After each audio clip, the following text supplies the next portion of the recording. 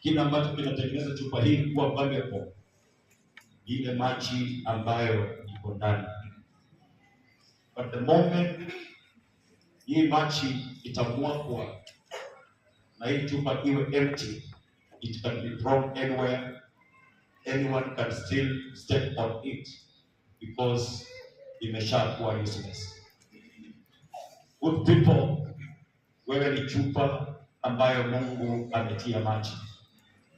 My humble prayer to all of us, be very useful in the kingdom of God. Amen. Be very useful in edifying the body of our Lord Jesus. Amen. Be very useful in terms of enhancing the kingdom of our Maker.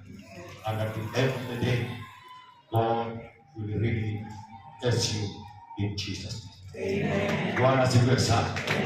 Bwana asifiwe sana. Praise the Lord. Amen. Praise the Lord. Amen. I want to make another demonstration as